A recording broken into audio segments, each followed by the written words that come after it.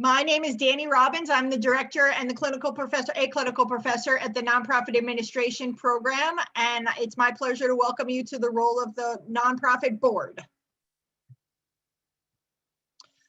This is my bio, but I'm the director again of the program and a clinical professor. I've spent my entire career in nonprofits, 30 years in the field. I've been the CEO of 2 domestic violence shelters, which were also rape crisis centers, and 2 boys and girls clubs. I also have a consulting firm called Nonprofit Evolution. This deck is actually from my consulting company. I was the first director of the Women's Center. It is my honor and privilege to have my position as the Director of Nonprofit Administration at John Carroll, and I'm so delighted that so many of our students are with us today, and I'm delighted that you are with us as well. Our agenda is to go through the board roles and responsibilities, to talk about the duties under the law, to review what should be in a code of regulations, which is what Ohio calls bylaws, but the rest of the country just calls bylaws, to talk about officers' roles, the role of the nonprofit exec, board development committees, different board governance models. Every board does not follow the same model. We are going to go over the basics of Robert's Rules of Order because most boards follow that. Talk about meeting structure, conflicts of interest. We're going to talk about a new article called Purpose-Driven Board Leadership that I'm super excited about, and my favorite board book, which is Governance as Leadership, including some generative governance techniques. So some logistics, we are recording this. We had 133 people sign up. There's 60 on the call right now. So as such, we're going to keep you all on mute, please. Please use the chat box to ask questions. Hannah will collate the questions and ask them for the group. This is Hannah, our fantastic graduate assistant. And then we'll send out the deck with an evaluation tomorrow. I really do believe that feedback is a gift. So please, I welcome your feedback and look forward to it. Okay, this is a general structure of what a typical community-based nonprofit board org chart looks like. The board of directors are at the top. The board of directors hire, evaluate, and fire, if necessary, an executive director. Everybody else works for that executive director. That's the most important thing of this org chart. Everybody works for the exec works for the board is ultimately responsible.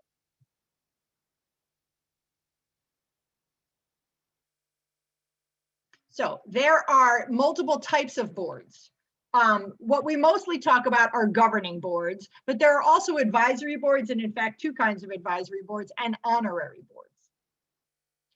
Governing boards are elected. They are self-perpetuating, meaning that they either are appointed externally, less often, more often, they replace themselves, sorry. They're elected by their peers to replace themselves. They are responsible, accountable, in charge. They meet regularly. They have defined roles and legal duties under the law. So when most people say boards, they mean governing boards. However, some people use the word boards inaccurately, and they call Friends, advisory, or local chapter boards boards. It gets very confusing because nobody at that point knows how much authority that those boards have or don't have. So I wanted to walk through what that really means. Friends boards or advisory boards are appointed. They're generally fundraising groups. They exist to offer advice or insight. They meet periodically. They may be appointed for a special project. They are not ultimately responsible or accountable. And the important thing to never forget about friends boards and advisory boards is your advice may not be followed and your insight may not be used, right? It is a board of advisors whose advice may not be taken. There's also local chapter boards who are also appointed, often by the national office, but not always by the national office. The only rights and responsibilities these boards have are granted by the national office or a regional governing board, which retains ultimate authority and responsibility. They are usually tasked with raising money, serving as community ambassadors, and have dotted line supervision to the CEO, but not generally the ability to fire that CEO. So for national organizations that have local chapters, like City or Columbus, City or Cleveland has a local chapter board. That board is whatever rights they have is appointed by the national office. Similar to the Salvation Army, similar to the ACLU, any national organization that has local chapters, but without being affiliated with the national office, only has whatever rights they're granted. Affiliate boards are independently governed locally. And then there's honorary boards. Honorary boards are appointed. It's an honor. The only real reason they exist is for access and fundraising opportunities. They can meet annually or not at all, but they are often considered an honor, and we as nonprofit leaders want an honorary board so that we can have access to people who can help us open doors in the community.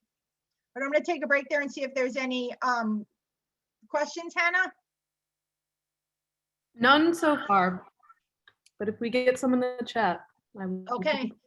And please, if you have questions, use the chat, because I don't want you to lose it or worry about interrupting. I'll stop periodically, so feel free to ask questions as we go. Okay, so the board has 5 jobs. Governing boards' roles and responsibilities have 5 jobs: to set the mission, vision, and the strategic direction for an organization, to hire, support, and evaluate the executive director, and also fire as necessary, to be the fiduciary responsible agent, to set policy, and to secure resources, which most people call fundraising, but is a little bit bigger. So what does that mean? The mission statement is why an organization exists. A vision is a description of what it will look like at a specified time in the future. And those 2 things are often decided or revised at a strategic planning process, which is a process by which the board, staff, and select constituents, if invited, decide the strategy for the future direction of an organization, and then they allocate resources, including people, to make sure they get there. So boards should hire, support, and evaluate their CEO. Boards are responsible for hiring their CEO. They are supposed to hire and evaluate them, and if necessary, fire them. Those are the big jobs as far as board and CEO. They should support, meet with, and make introductions on behalf of. The CEO should have an evaluation. You would be amazed how many execs don't get evaluated or don't get evaluated regularly, but they really should. And those evaluations should be linked to the strategic plan or pre-agreed upon goals. And for board members that we have on the call today, I want to be really clear. That does not mean goals we all decided last week, right? That means goals that we decided a year ago, that then we're going to evaluate our exec today on, or we're setting them today for something that's going to happen in a year. But you'd be amazed how often there's no evaluation for execs, or those evaluations are based on things that haven't been communicated. The easiest way to evaluate a CEO is by the execution of the strategic plan. So a strategic plan plays a lot of very beneficial roles for a nonprofit, and one of them is helping to evaluate the exec. There should also be a succession plan. Any one of us could quit or get fired tomorrow or win the lottery, right? So you really want to know who's going to run your agency if any of those things happen, and there should always be a succession plan to be able to answer that question. And it's really important that you hire for what your organization needs in a leader, which means you can't farm out the hiring of an executive director to a search committee or to a firm until you have decided what it is that you need. There are different skill sets that execs bring to the table. Do you need an expert in the field? Do you need an expert on nonprofits? Do you need someone who can turn around an organization, maintain an organization, grow an organization? Do you need a crackerjack fundraiser? You won't be able to hire what you need until you've talked through what you need. The board is the fiduciary responsible agent. That means that they are tasked with ensuring there is good process and GAAP standards are followed. GAAP standards are generally accepted accounting principles, which sounds like something you would shrug your shoulders and be like, yeah, it's generally accepted, but it's actually codified, very specific standards. The board should read, understand, and approve the financials. They can't farm out the financials to the finance committee or to the treasurer. They can, but they still have to individually be able to understand and approve them, because individually they're going to be held liable for them. They should review, understand, and approve the audit if your organization has an audit. They should review and sign the 990. The 990 is the nonprofit tax form. It is often signed by the exec, but it really should be signed by the treasurer after it's been approved by the full board. Fiduciary responsible agent doesn't end at money. Boards are also expected to understand how the programs tie to the mission and the number of people served in those programs, as well as the program's impact. Boards are responsible for setting policy. it is very typical that the executive leader will write the policy, will recommend the policy, and will be the person who holds everybody to the policy. But the executive director, also called president and CEO, does not have the authority to set policy. Only board members can set policy. There may be a variety of policies your organization has, personnel policies, financial policies, whistleblower ethics, whatever is specific to your field or your community, but only the board can set policy. And then securing resources, which is often thought of as fundraising. There should be a fundraising committee, call it development, resource development, development and marketing, fundraising, call it whatever you want, just have one. And they should be responsible for creating and executing a plan to raise contributed income. And the full board is responsible for donating contributing income, for introducing their network to the organization, for attending events, for financially supporting the organization and encouraging others to do so as well. And that means that we have to have 100% board giving. So every board member should not only be coming to events, introducing the organization, they should be writing a check or donating some financial asset every year to support the organization. It is critical to our mission when we go to raise money in the community that we can answer the question of, do you have 100% board giving? There's only one answer, and it's got to be yes. So before I move on to legal duties, Hannah, how are we doing with questions? I've got 2 so far right now. Okay. So to evaluate the CEO, how do you gather the necessary data? Excellent question. So hopefully you have a strategic plan, or you've talked about pre-agreed upon goals a year ago, so that you are gathering the data based on that. You could do a 360 survey. You could ask the executive director or the relevant committees to put together reports based on whatever metrics have been set. But it's important that you set the metrics and then hold people to those metrics. There are some forms out there that if you Google nonprofit executive, annual evaluation, there are some forms out there that'll pop up. Just make sure that they are tied to what your exec actually does and goals that you have set, and not just somebody else's idea of what an executive director should do. And hopefully I answered that, but if there's something specific, please put another question in the chat and I'll circle back. And then this one is kind of goes off of that. What's the best practice for periodic evaluation? You kind of answered that. Would it be annually as well, or does it depend on a strategic plan too?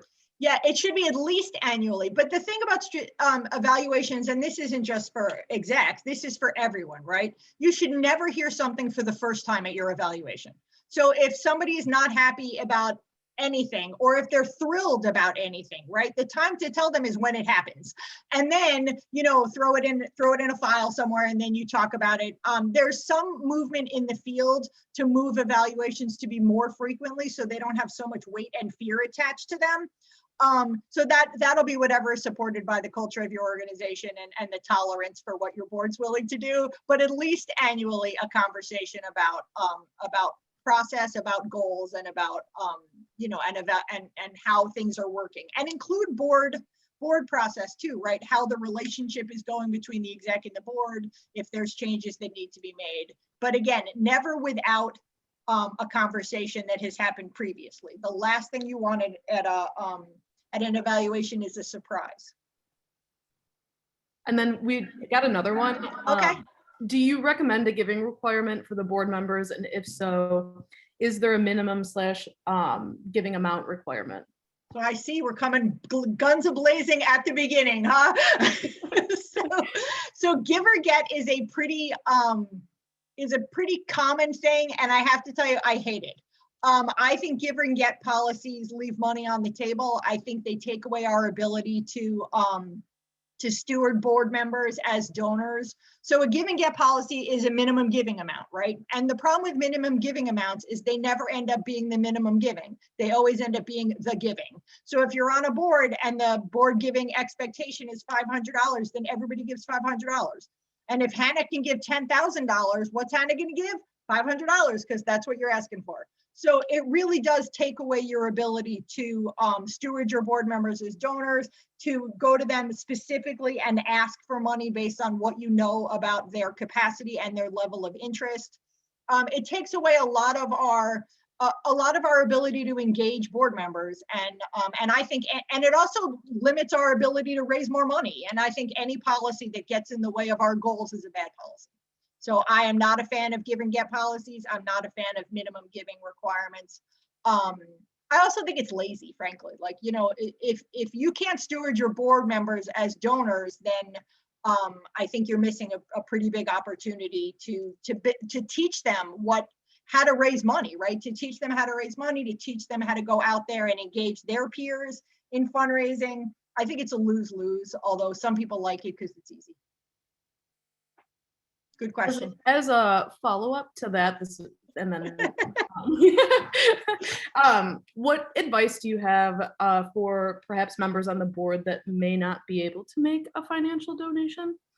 Yeah, so and that's why I don't like big dollar gifts, right? We have really amazing people in our community, and if we're going to preclude them from serving on our board because we have a dollar amount, then we're losing that talent, and we can't afford to lose that talent. So I say significant to you, right? 100% giving significant to you, and if that's $5 for this year, then that's $5 for this year, and if it's 5,000, then fantastic, and 50 grand, even better.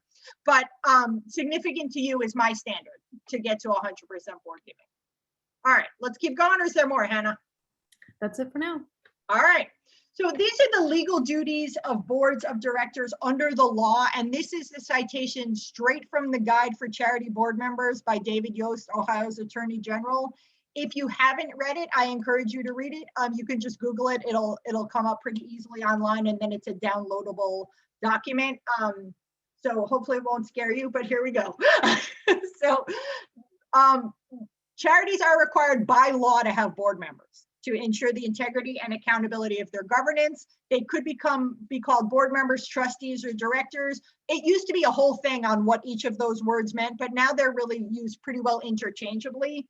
But you want the community members to do certain things, and you need to make sure that the organization is well represented by community leaders. So you want to honor, you can use it to honor someone's previous volunteer service or their commitment, to add credibility to the board through somebody's individual management skills, to strengthen through their contacts, to increase the variety and level of skills on the board. But coming to a board comes with responsibility. It's satisfying, but it also has the potential to be a liability. So you want to go in eyes wide open. A trustee has and they use the word in this deck, and I use the word trustee, director interchangeably. So they mean the same thing. So if you're a board member, you are a director, you are also a trustee. So there are synonyms for today, even though most of us were not trained under that model. A trustee has a responsibility to be active in the charity's affairs. That means you have to show up. Right? You have to show up, you have to prepare, you have to stay informed. You should make a good faith effort to establish good policies and review them periodically to make sure they're working. To conduct yourself with a level of care, skill, and diligence exercised by prudent people in the handling of their own affairs, which means that if you wouldn't allow it in your house, and if you wouldn't allow it in your business, that you can't allow it in the charity. Board members who know the facts, analyze probable results of actions, exercise judgment, and keep records, fulfill their responsibilities. Those who miss meetings, are inactive, or fail to conduct adequate research before making decisions do not. You'll hear me say this a few times, but I implore you, never vote yes on something you don't understand. Never vote yes on something you're not sure about. Never go against an uncertain conscience. Trustee or board member should prepare. If you get the deck, not the deck, but the agenda and all the materials a week in advance, read them before you walk in the room. Read the minutes, read whatever materials, show up and come prepared to ask questions and to be engaged. Review the performance of the charity's executive director right here. Duty of care, under the law. Hardly, it happens, I would say, half the time. Exercise independent judgment. Do not blindly follow the staff's requests.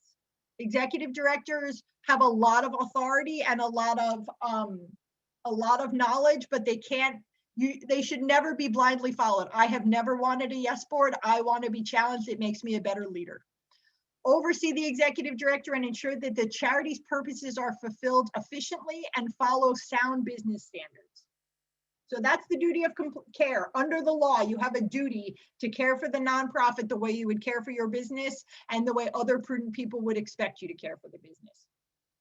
Also a duty of compliance, faithful to the purpose and the mission, adhere to organizations' governing documents and to the laws that relate to the charity and its operations, which means you have to know what those are, right? So you have to know about basics of the Constitution, the bylaws, if you have a code of conduct, code of ethics, any other governing document. Be familiar with state and federal laws related to nonprofit entities, fundraising, and tax-related issues. And while I'm on the topic of fundraising, there's also something about donor intent, which means that if a donor gave money to X, the nonprofit is obliged under the law to spend the money on X. So if Hannah wants to give your agency money to buy a lawnmower, you're either going to have to say no to Hannah or buy a lawnmower. Now, you may not need a lawnmower, which is why you may have to say no to Hannah, but you want to make sure that you're clear about what you're accepting money and that you can spend the money on what you agree to. You have an obligation to comply with federal registration and reporting requirements, including the Attorney General's Office, the Secretary of State, and the IRS. Depending on the cities in Ohio, some have a charitable registration, most don't, but a few do. So I lived in Cleveland for years, no charitable registration. I moved to Columbus, charitable registration. Who knew? I should have known. Now I know. Now you know too. So Columbus has a charitable registration requirement. Most cities in Ohio do not, but a couple do. Boards have a duty of loyalty. So this is really baked in conflict of interest law as far as nonprofit leadership. And the duty of loyalty requires that the interest of the charity and its objectives take precedence over a board member's personal interest or those of family and friends. Trustee or board members must always act fairly and in the best interest of the organization without concern for their own interests. They are expected, trustee and board members, expected to have a written policy for dealing with conflicts of interest. And what's interesting, there was actually a survey a couple of years ago that BoardSource did. 90% of charities have a policy, but only 60% of charities have a form. So there's supposed to be a form for written disclosures that board members fill out every year about disclosing if they have a conflict or not. And then some subset of the board should be looking at that form and deciding what they want to do about it. They may decide to do nothing about it. The law is that you have to disclose, not that you can't have a conflict, but any transaction that'll hurt the charity or compete is a problem. So you want to make sure that you're not putting your charity in a problematic position, or you're not putting yourself in a problematic position. Use caution when entering into any business relationship with the organization and a board member. Avoiding this scenario entirely unless the board determines the transaction is in the best interest of the charity is my recommendation as well. If you can avoid it, you should avoid it. Even if it's legal under the law, it will never stand up in the court of public opinion. You want to disclose any financial interest and abstain from discussions on votes and transactions, and avoid diverting opportunities available to the charity for personal gain. The board has a duty to manage accounts. This is actually new. Board members are responsible for the charity's financial stability and accountability, and they accomplish this primarily by establishing procedures to help the organization operate in a fiscally responsible manner. So, you see, there's a lot of stuff under this. Policies and procedures to protect the organization's business. This is really important, especially for the small charities out there. If you have the same person accepting donations, going to the bank, counting the cash, reconciling the bank accounts, that's a problem, right? It's an opportunity for fraud, and it's a problem. So the reason you want good policies and procedures are to protect the community's assets. You want to develop an annual budget that provides clear direction for spending. That should, of course, be a blueprint for the program plans and should be routinely monitored. There should be a maintenance of accurate records of all income, expenditures, transactions, and activities, appropriate internal accounting system, including checks and balances, so one staff member does not have total control over the finances, or a board member. You don't want anybody to have total control over the finances. So theft and improper spending can be identified quickly. You want to prudently reinvest and invest assets, should be fundraising goals and policies to assist the organization in raising charitable giving, maintain that fundraising appeals are honest and fair and monitored. Make sure the best value for goods and services, meaning that you're bidding out whatever it is that you're buying. That will also generally be in a finance policy. And make sure that there's board minutes that are kept indicate board approval of expenditures, and make sure that there's informed decisions. Before I move on to that, any questions, Hannah? Do board members have to submit a conflict of interest form every year? They should, yes, Okay, yes. Is that all? that's it. That was an easy one. All right. So let's talk about officers. Boards are generally governed by a set of officers. There's usually a president, vice president, treasurer, secretary, maybe others. So the board presidents chair the meetings. They are the direct supervisor of the executive leader, with whom they should meet regularly. And regularly is not like once a quarter, right? Regularly is once a month, once a week, regularly.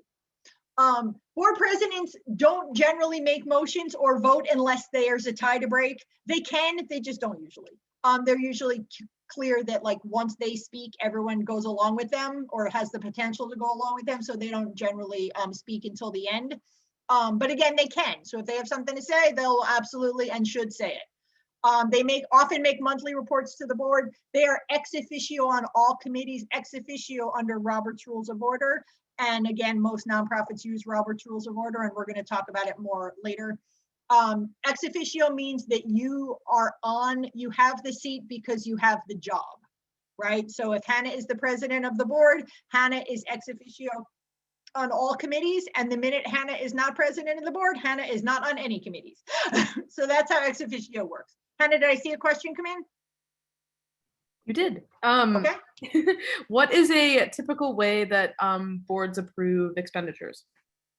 Good question. So boards, and we're going to talk about this in a minute too, but they should get a financial report every board meeting, and all of that should be in the financial report. So there should be a budget, there should be a financial report, there should be a profit and loss statement, and that should be approved every time there's a board meeting. So if I don't get to that question, if I don't get to your question, once we get to that section, ask again, please.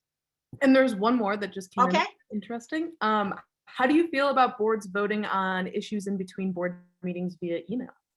Ooh, it's a good question. We're going to talk about this too, but I feel how I feel about it is less important than what a best practice is. And so the best practice is that you shouldn't do that, right? The intention of a board is to be deliberative, right? It is very hard to be deliberative via email, and the standard in Ohio is 100% unanimous. And you have to have an electronic signature, which is not just I have my name at the bottom of my email, but an actual formal electronic signature that most people don't have. So when at all possible, I would avoid it. But if your bylaws allow it, and you can get 100% unanimous, which is the only standard, right? So it can't be, we don't feel like doing that, we're not going with 100%. It has to be 100% unanimous. Everyone has to participate, and we all know like how hard it is to get 20 people to all respond to an email with an electronic signature. Easier not done, but if you have to do it, affirm it at the next board meeting. Good questions. All right, so there's a vice president, and the vice president's job is to assist and support the president by stepping in when necessary, which means that you should never allow a vice president who doesn't want to be president. Right? It's not a good way to honor somebody. It's not a good placeholder job. If you don't want to be president, you should not be vice president. Vice president's only job, honestly, is to ascend to president with the approval of the board development committee and a recommendation of the board development committee and the approval of the full board. They are intended to be the future president. They often do whatever else they're asked, just like all of us, but that's really the point of the job, is to ascend to leadership. There's usually a secretary of the board. Curiously, the secretary is not usually the person who keeps minutes, but they should, but they often don't. And the person who keeps minutes is usually the assistant of the exec, or the assistant of whoever's office that they're in. But in theory, the secretary is supposed to keep minutes, which should capture attendance and action. They are also the official record keeper of the organization, so they're the keeper of the books.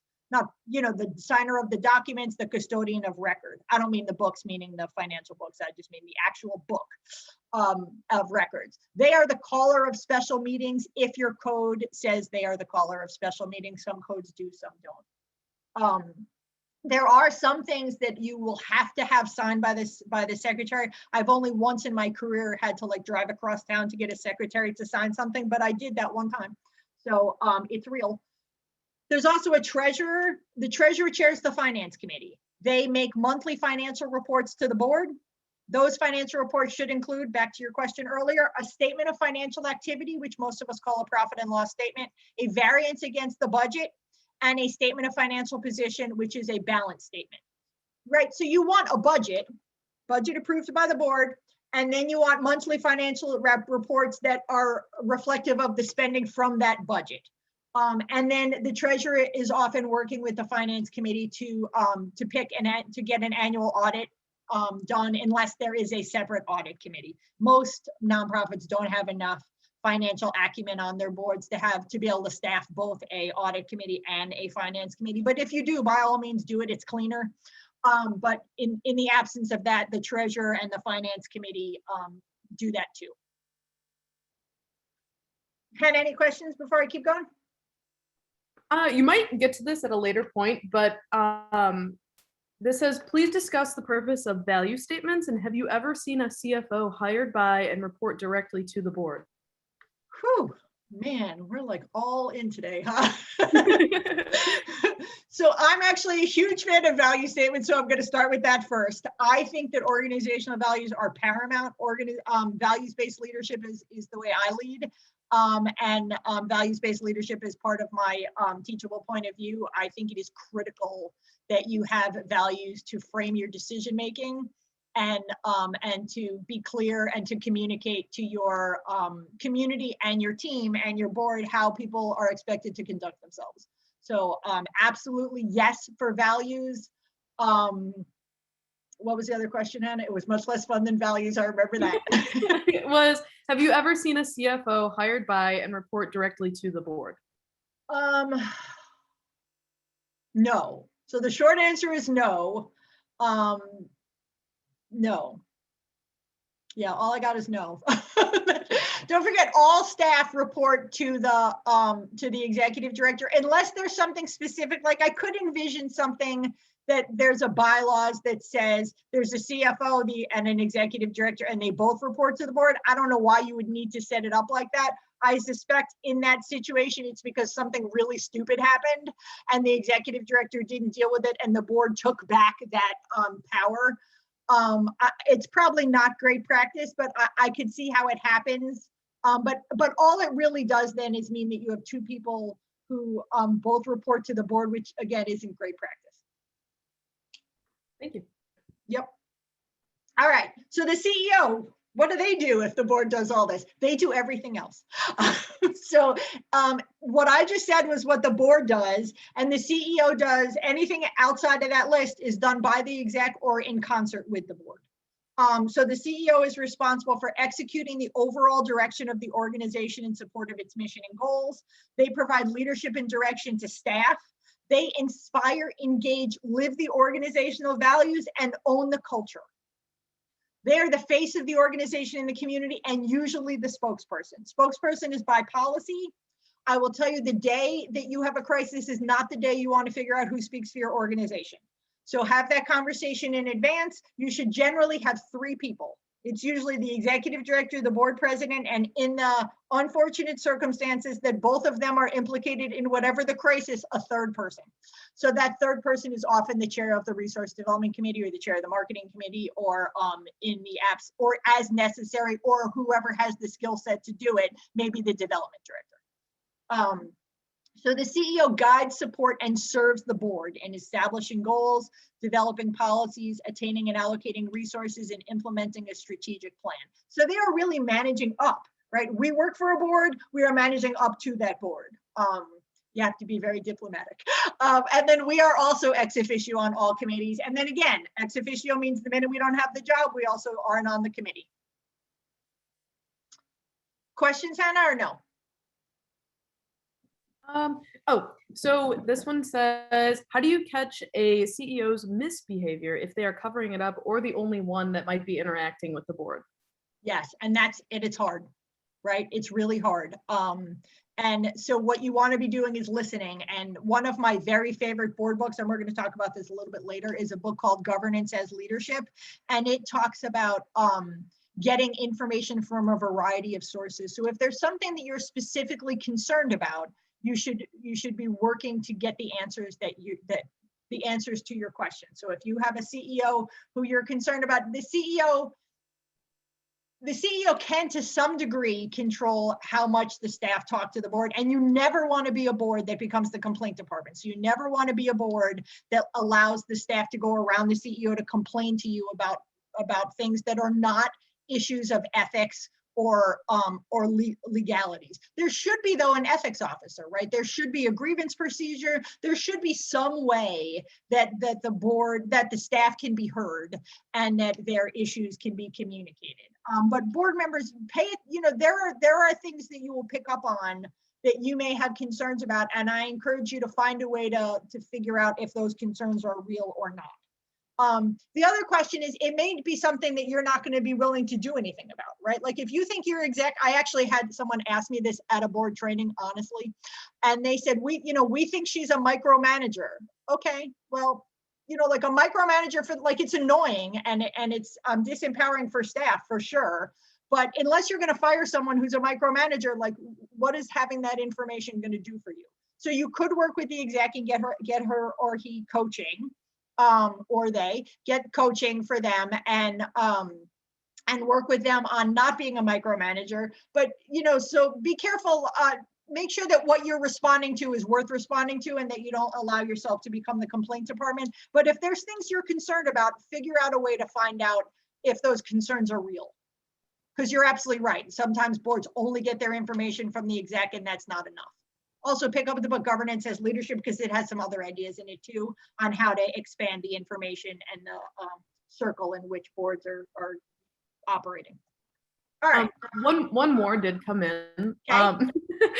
This one says, how do you feel about an executive director being on the nominating committee of a board of directors? Yeah, it's actually, the question is, are they really on the committee or are they just staffing the committee, right? So I have always staffed the board development committee. And the difference is, do I get a vote?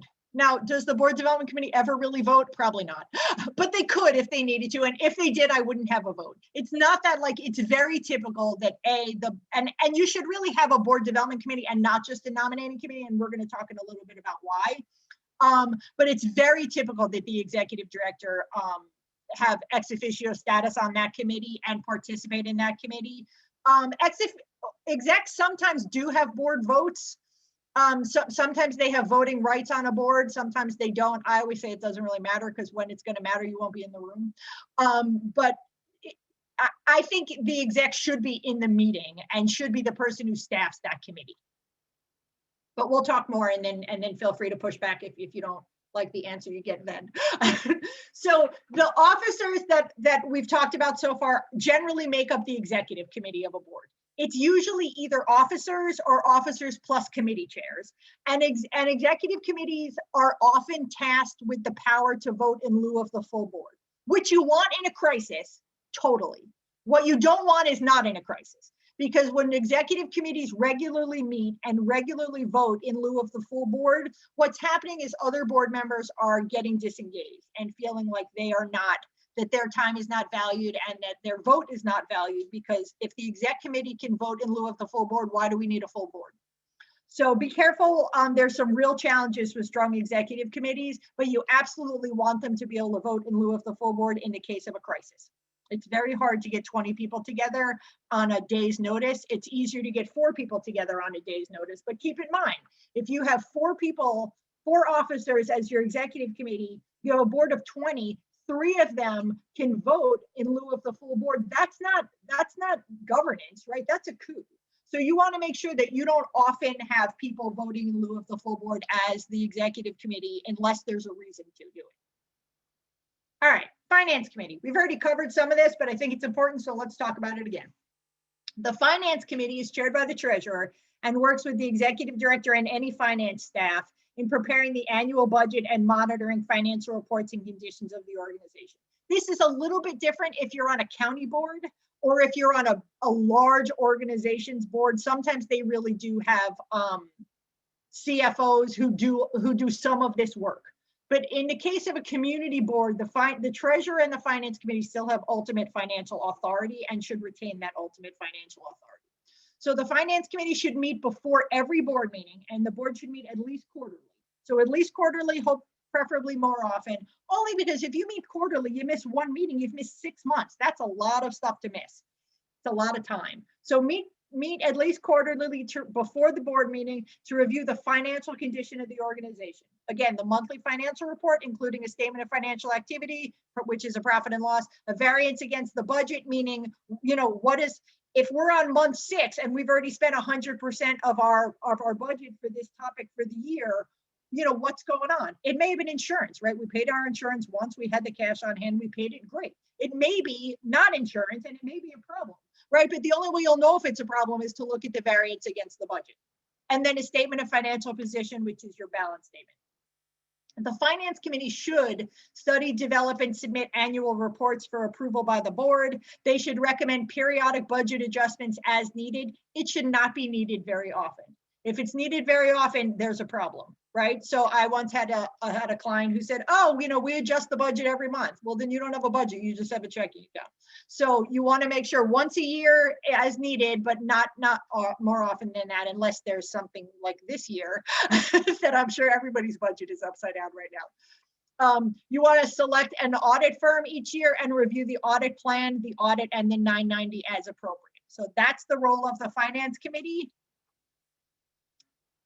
There should also be a resource development committee. Now, again, you call it whatever you want, resource development, fundraising, whatever. But have the committee if you're trying to raise contributed income. The resource development committee should work with the executive director and the whatever development staff and the board in developing strategies to identify and secure needed resources and funding to support the operations of the organization. They should help develop a comprehensive annual resource development plan. And a resource development plan, and if you want to email me later, I have an outline for one. But it's literally a plan of this is the income streams that we get money from. This is how we're going to enhance those income streams to get more money. Maximum involvement. If you do special events, there should be a special event strategy and a planning calendar. Special events should be done carefully. They're very expensive and incredibly time consuming for staff. So if they're not raising significant money, I would encourage you to rethink them, or incredible friends, right? If you use your special events to make friends, then great. Just be intentional about what your goal is and make sure you're meeting that goal. And then there should be a planning calendar. The Resource Development Committee plans and leads the organization's annual campaign, which should include direct mail and face-to-face or phone-to-phone or Zoom-to-Zoom in a pandemic, solicitations of individuals and corporations. They assist the staff in developing a strategy to introduce and to secure foundation funding. And for those of you in Northeast Ohio, there is money, there are foundations at every bank and every law firm in Northeast Ohio. Not so much in Columbus, but 100% in Northeast Ohio. So and the only way you would know that those foundations exist is if you know someone on their board. And the only way you would know if you know someone on their board is if you know who your board knows. So this is a great way to engage your board in securing foundation funding. Foundations do not have any obligation to have a website. They don't have any obligation to issue an RFP. The only thing you may know about them is that some agency down the street gets money for them and who's on their board. The Resource Development Committee should prepare the annual budget dealing with income streams and resource development costs. And I want to be really clear, fundraising is not free. Right? Somebody pays for all those coffees, somebody pays for that lunch, somebody pays for the consultant, somebody pays, and you want to make sure you're clear about what those costs are and who's paying. The Resource Development Committee establishes a subcommittee. You may have an event subcommittee, you may have a plan giving subcommittee, whatever you need. And then they provide for the establishment and implementation of a plan giving program. All right, any questions coming in, Hannah? Who should be the one recruiting your board members? Oh, that's such a good question. We're going to talk about it. So stand by, please. Awesome. All right. So board development committee. The board development committee is the most powerful committee on your board. So for the whoever asked the question about nominating earlier, nominating is a time limited task force event, but what you really want is something more substantial. And that would be a board development committee. And again, it might be called the governance committee, it might be called the board development committee, call it whatever you want, but have one and have them do these things. So a board development committee is tasked with 3 things: board building, through the recruitment and nomination process, build a board or a volunteer group that is representative of and sensitive to different groups and outlooks within the community being served, passionate about the mission of your organization, aligned with your culture and values, and a good fit. And let's be clear, everyone is not a good fit. Boards are a team sport. If you don't like team sports, and I don't mean if you don't like sports, because I don't like sports either, but if you don't like to be on a team and be one of a group, then it may not be a good fit for you, and that's okay. It's also really important to have diversity of all factors: race, age, gender, ability, orientation, location, inclusive of the community that you serve. Boards that are diverse make better decisions. They also have larger networks. They also raise more money. Board education through an orientation. So there should be an orientation for new board members, continuing education and evaluation so that board can understand and effectively fulfill their role. And then you want to talk about good board process, right? Like the committee ensures that good board process is being followed. So how does a new member join your board? Most organizations, in the absence of a board development plan that is being followed, right? Because plenty of organizations have plans that are on someone's shelf that half the people have never seen. So a plan that is being followed, in the absence of that, most organizations do some version of the following. They take people to lunch. I used to come in Monday morning and I would have these voicemails, I don't know why, but every Monday morning, literally, that said, "Hey, Danny, I met your board member at a party and they said I should be on the board." So A, don't do that, because you can't offer someone a board seat. One person doesn't have the authority to offer anyone a board seat. Boards are voted on by the full board, new board members. So, and then I got to walk it back, right? So then I have to call and be like, "Hey, that's great, and let's have lunch, but the only way to get on a board is by a board vote." So don't put your exec in that position, but take people to lunch. I don't recommend you take people to lunch and say, unless somebody already did and you can't clean it up, we want to talk to you about being on the board. We want to talk to you about the organization, right? So when I ran the Boys and Girls Club, we'd love to talk to you about getting involved in the Boys and Girls Club. We think that, that you might be really interested in some of our programs, and we'd love to take an hour of your time, buy you lunch, and see if you might want to join our movement. So that's, and then at lunch, maybe, if we think you're going to be a good fit, if we think that you will fill a skill set that we need, or something that we need, like if we feel like you're the right person for what we're trying to achieve, then we might ask if we can put your name forth for consideration for the board. Otherwise, we might put you on a committee, or we might put you on a, as a volunteer. Like, we'll talk about what your goals are, what our goals are, and how those can best be met. The other option, which is much less attractive, is that people get invited to a board meeting and then they get voted on while they are in the room, right? Please don't do this. Terrible process. You really want to be able to vet your board members. You want to be able to talk about them. You can't really talk about people while they're in the room. It makes everyone super uncomfortable. Don't do that. But this is what you can do, right? There's a more effective way. And how to get from where you are to where you want to be is this. So this is from BoardSource. If you're not familiar with BoardSource, it's a national nonprofit. They do great board work. They have a lot of free resources, but they're not particularly expensive to join as a nonprofit. So you want to identify what you have, right? The only time you're building anything, you always want to know what you have, and then where you want to go. You want to cultivate people, identify what you need, cultivate people, recruit them, orient them, vote on them, and then involve them, educate them, evaluate them, rotate them, maybe. You always want to rotate your officers. You want to have some terms. I'm sorry, I don't mean some terms. You want to have terms. You don't necessarily need term limits. So some people really believe in term limits. I just had a national speaker at my class on Monday night, and he said he thought term limits were dumb. And frankly, I think term limits are dumb too. But a lot of people have them and love them. So here's the reason why. Term limits are great if you can't have a hard conversation with someone, right? So if you have 3-year terms renewable twice or renewable once, that means you have 6 years, right? 6 years of someone terrible is too long, and 6 years of someone great is not long enough. So, so term limits may not be meeting your goals. That's up to you. I never want to say goodbye to a great board member because I'm afraid to have a conversation with a not great board member. So that's my pitch. Do what you want. So, Hannah, any questions before I keep going? Yes, this is kind of going back to the financial area. So having several people involved in segregating financial controls is great for large organizations, but what should be done in small organizations with minimal staff to maintain financial control? Yeah, it's a good question. And sometimes it really is as easy as, you know, one person goes to the bank and another person reconciles the books and one person takes, you know, so you want to split it up. You're always going to have at least a board member of 3 people. So even if it's just a board of 3, split it up so that the opportunity for fraud is minimal. Right? You know, people trust us and we trust people. And because of that, we are a target. So we want to make sure that we are protecting the assets of our organization, which are often the community's resources. It's a good question. So the Board Development Committee, educate, perpetuate. When you are looking at board members, you want to be really clear about what you need, right?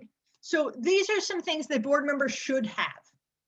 Commitment to come to the board meetings and to do the work of the board, right? So if your board meets Tuesdays at 4 o'clock and the person who's sitting across from you at lunch tells you they're not available Tuesdays at 4 o'clock, you have 2 choices, right? You can either move your board meeting or you can not put them on the board. That's it. Most organizations carry 1 or 2 people that never show up. So you really don't want to add to that count. But you do want to make sure that you are intentional about what the work of the board is, because sometimes there's a lot of work. You want them to have the skills to move the organization towards its goals, enough disposable income to financially support the organization and encourage others to do so as well. And I want to be really honest here, reciprocity is real, right? So if 3 people on this call go to their neighbors and their friends and ask them to financially support their organization, it is very likely those people are coming back to our 3 people and asking them to support their organizations, which means you should be really intentional about who you ask and what their organizations are, because you might not want to support them. So donor reciprocity is real, and you want to not forget that. You want people who have the passion to act as an ambassador for the organization and engage others in its mission. An attitudinal fit to act in a manner consistent with the board's culture and values. These are my recommended expectations. What we want is someone who's going to participate, challenge, and question, right? To come to at least 75% of the board meetings, to serve on at least 1 committee, to represent the organization in the community at large, to set and uphold policies, procedures, and ethical standards of our organization, to attend agency events, and to bring folks, right? So come, bring people. Give a personally significant to you financial gift. Help us solicit additional gifts. Introduce us to your circle of influence and work for the betterment of the organization. And any questions? Yes, there is one. Okay. What is the what is the best practice for filling board vacancies, and what are some practices to avoid? Ooh, we're going to talk about that. Y'all are trying to get ahead of me. You're like my students. So give me, let me get to that section. And if I don't get to that, ask again, please. Fair? Got it.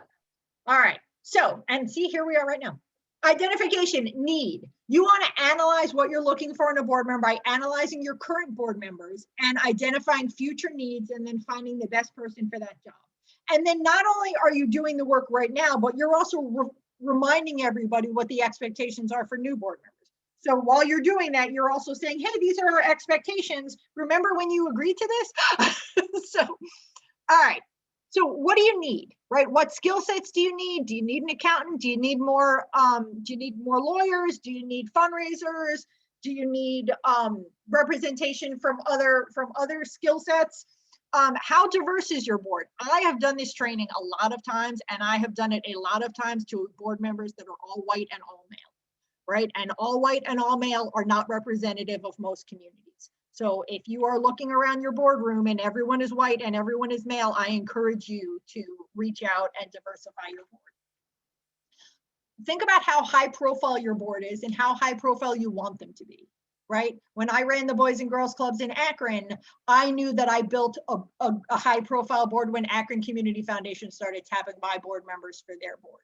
You may not care about that, but you might, so think about it. Which, you know, what do you want as far as profile goes? Who is in your pool of candidates? Are there community leaders that you want? And if they are, how can you get in front of them? And then you want to do some matrix mapping, and I'm going to cover that in a minute, to ensure diversity of thought. And there may be other options that your board does regularly. So, you know, take a look at some past minutes and see if that's the case.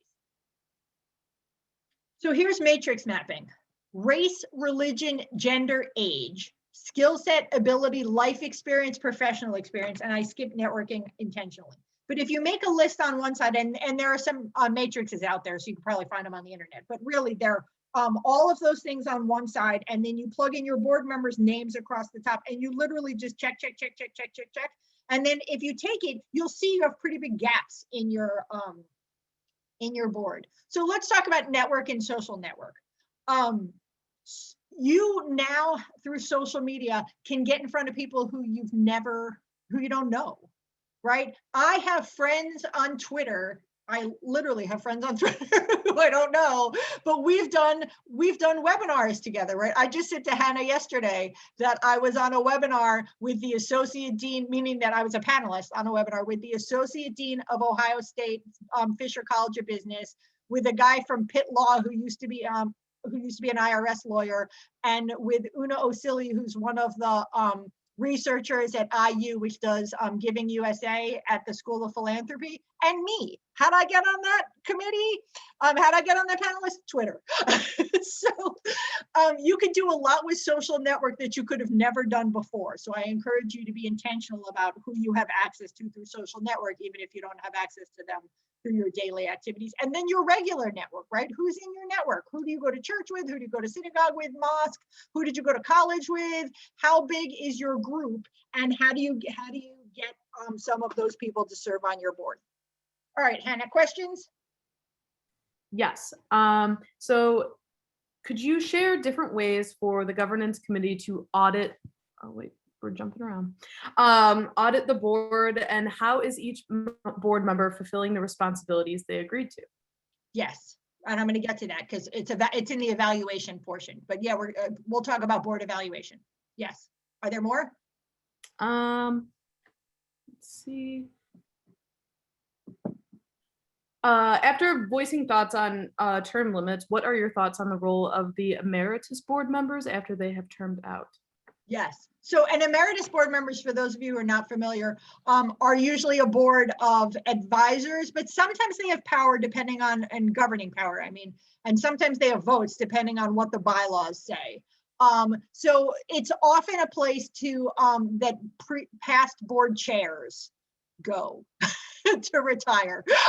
So it's a board of past board chairs, basically, and they may or may not have power given to the from the bylaws. If you're going to have term limits, it's a great way to keep people. You could also have not have term limits and still have an emeritus board.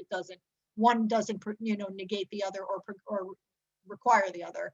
I think it's great. I think anytime you can keep someone who cared enough about your organization to be a board president around and engaged, then you should, and by all means do.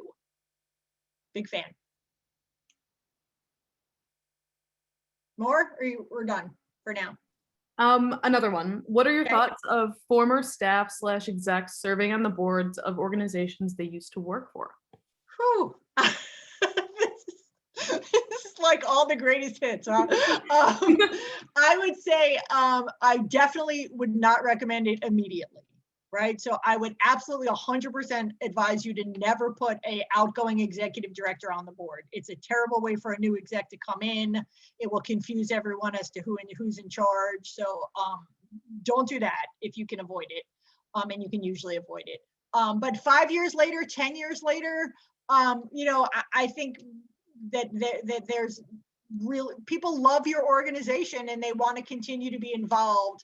You need some distance initially, but after that, after some reasonable point in time, and assuming that the executive director is not concerned that it will create issues for people in the community, I don't see any reason not to do it, but definitely some distance and some time in between.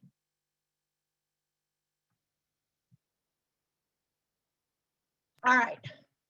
I actually once called someone in Columbus who was doing a search, and they put in the search that the executive director was supposed to be on the new board, and I called and I said, I really recommend you don't do that. So, and they took my call, which I thought was really nice, but I was really worried about it. Like, I thought it would really be a problem for the new exec coming in, and they actually decided not to do it. So they took my recommendation, and it, yeah. Anyway, all right, so fill the need. So what do? You've identified what you need, you've identified what you have. The board development committee reviews your prospects, right? They set a target number and a priority listing, which seems mean but isn't, of those they want to bring on during the year. So you may have an A list and a B list, you may have a cat list and a dog list, whatever, but have a list and figure out who your priority is to bring on. You present that list to the board of directors for their comments, and you ask them to direct any concerns to the board development committee. So again, just like you don't want to vote on someone while they're in the room, you don't want to not give your board the opportunity to give you private feedback on someone. Somebody may know something about a board member that you couldn't find out through vetting, and you want to know that. So invite them to tell you and to share any concerns they have to the board development committee. Then somebody calls them, or Zooms, whatever. And then they get contacted by whoever is the right person, right? Whoever they're most closely affiliated, whoever's going to get a yes, and you request the time to introduce them to the mission of the organization. I really recommend strongly that you are clear and honest about the expectations. Too many board members have been brought on by being told it's only an hour a month, and I am here to tell you it is never an hour a month. Ever, ever, ever, never an hour a month. Right? It's usually 8 to 10 hours a month. So you want to be really clear about that, right? If you expect somebody to come to a board meeting and to come to events and to come to a committee meeting and to meet with the executive director periodically, that's more time than an hour a month. So be clear and honest about the expectations so that people then feel like they can decide if they want to meet those expectations or not. If you tell them an hour a month, they're resentful immediately. We never want to make our board members resentful. We want them to be happy. So how do they get nominated? You follow whatever process is outlined in your bylaws. It's once a year, quarterly, as needed or appropriate. I recommend you really do switch to once a year once you've built the board to the right level and the right level of sophistication. It's just cleaner and easier. Then you could do one orientation a year instead of one every month. It allows the board development committee to do other things. You want to present 3 slates to the full board, right? A slate of new members, they're going to vote on them individually, but a slate of new members, a slate of renewal members, they may vote on them individually, they may not. And officers, right? And people have to be renewed. Even though most bylaws say we're serving until we're replaced, most organizations are not keeping track of who gets replaced when, which really means that sometimes they don't know who's on their board. And there have been cases where the board tried to fire the executive director and it ended up in court. And it was a Cleveland case, and it wasn't even that long ago. So some of you may remember it. And the court found that the people who voted to fire the executive director weren't actually board members because their terms were never renewed.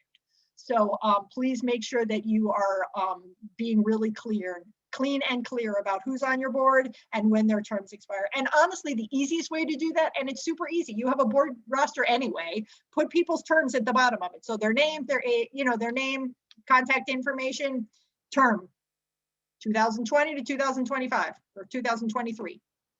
You may have other process that you follow based on your organization's culture and the history. Hannah, any other questions? Nothing right now. Thanks, Dan. So when you bring on a new board member after they've been voted, you want to do an orientation. And I usually do an orientation after they've been voted on, but before they've been seated. So before the first board meeting. You want to talk about the legal duties of the board. And when I say an orientation, I don't mean hand them a board book. I literally mean walk through all of the things that we're talking about right now. Legal duties of the board, even if you hit them quickly, 4 legal duties, walk through them. What the mission is of the organization. If you got a financial audit, a management letter, a management letter usually comes with the audit and its suggestions. It used to be that those suggestions were between the organization and the auditor, but more often lately foundations have been asking for them. So you want to make sure your board actually knows what they are. Financial statements, I usually include the last 3 financial statements and then the last couple audits. For any program information, any plans that you have, resource development plan, board development plan, marketing plan if you have one, strategic plan, the roster of the board, the committee roster, and the responsibilities. So if you have a chart for what your committee is working on, that. Your code or your bylaws, depending on where you are, a job description and the expectations, the last 3 months of meeting minutes, whatever your propaganda is for your organization, roles and responsibilities of the board member. You want to tell them about any open lawsuits you have, any open issues you have. This is the time to have that conversation. And then you want to end with a conversation about their goals and how they hope to serve. You would be amazed and probably disappointed to find that most people never have a conversation about how a new board member hopes to serve, but it's a really missed opportunity. We should be asking people how they hope to serve, what their goals are, and how we can help meet those goals. Don't forget, you're talking about somebody working for you 8 to 10 hours a month for 3 to 6 years for free, right? And giving you money on top of it. So we want to make sure that we're meeting their goals in the process. All right. We should also be educating our board, right? And there's lots and lots of ways to educate the board. You could have a small little, 15-minute session at every board meeting. You could have a couple education programs a year. You can talk about whatever you want. Art of the ask, board process, board responsibilities, best practices of effective boards, anything mission related, client related, anything. Whatever your board wants to learn, figure out a way to teach them. And then evaluation, back to our question earlier. Evaluation should be a developmental process and not a report card. The board development committee is responsible for giving individual board members and the entire board an opportunity for evaluation and reflection on both their individual service and the process of the board. So there's a couple options. The easiest and cleanest way to do it is to take the expectations, make it into a checklist, and say, and have them go through individually. Did I do this? Yes, no, yes, no, yes, no, yes, no. And then a follow-up discussion with a member of the executive committee or the committee chair. You really want to be intentional about who you keep on your board. So if somebody's been on your board for 3 years and they're not really pulling their weight, they never really come to meetings, they don't do what they say they're going to do, you don't have an obligation to renew them. Have a conversation, have expectations. People will often remove themselves at this point, right? Like once you look at an evaluation 3 years in a row and you realize, I am not doing what I said I was going to do, they may leave. Sometimes boards have committees individually evaluate the members themselves against their expectations, and then have a conversation. I've seen that last. What I've mostly seen is nothing. Most boards don't evaluate their board members at all. But it's good process. It's a best practice, and it's a better way to do it. And then if there's a history of. All right. Did the person? I know somebody asked about this earlier. Did that answer your question, or do you have more? Would you like more information? Hannah, anything else while they're answering or not? Yes. So how much time is suggested between election of new board members and them being seated? Oh, whatever you have.